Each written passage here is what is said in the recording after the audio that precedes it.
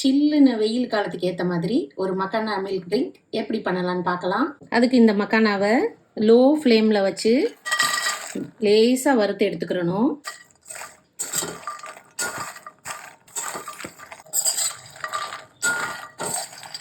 வறுத்து எடுத்த மக்கானாவை ஆற வச்சிடுங்க. இந்த மக்கானா நல்லா வறுபட்டுருச்சு. ஆறுன உடனே இப்படி உடைச்சா இந்த மாதிரி உடையணும். இந்த மாதிரி வறுத்து எடுத்துக்கிறங்க, ஆற வச்சுக்கிறேங்க. இந்த தட்டில் முந்திரியும் கிஸ்மிஸும் நான் எடுத்து வச்சுருக்கேன்.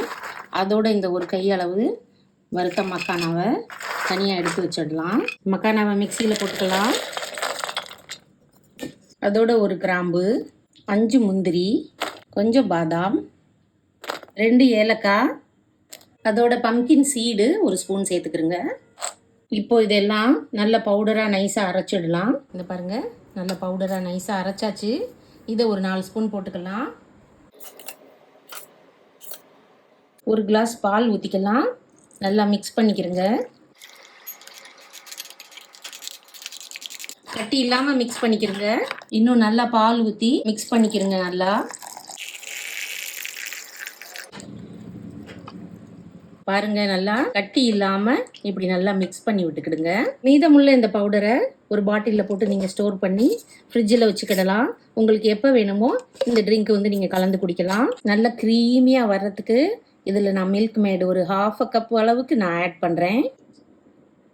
அடுத்து இதில் சுகர் ஆட் பண்ணிக்கலாம். நான் இதில் 3 ஸ்பூன் சுகர் ஆட் பண்ணுறேன். இதில் ஊற வச்ச குங்குமப்பூவை சேர்த்துடலாம்.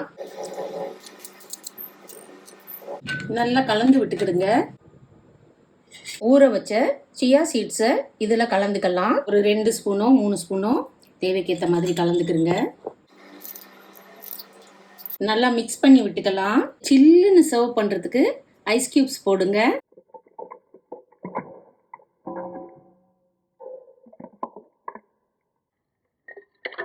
எடுத்து வச்சிருக்க மக்கானா, முந்திரி பருப்பு, கிஸ்மிஸ் எல்லாத்தையும் இதில் போட்டு கலந்துக்கிடலாம்.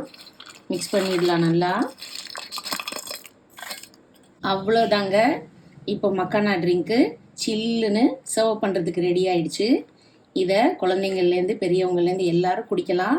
நல்ல ஒரு ஹெல்த்தியான ட்ரிங்க் கூட. டெய்லியே ஒரு டம்ளர் குடிக்கலாம் இந்த வெயில் காலத்துக்கு. ரொம்ப நல்லாயிருக்கும் குடித்தா. நீங்கள் ட்ரை பண்ணி பாருங்கள். எப்படி இருக்குன்னு கமெண்ட்டில் சொல்லுங்கள். தேங்க்ஸ் ஃபார் வாட்சிங்.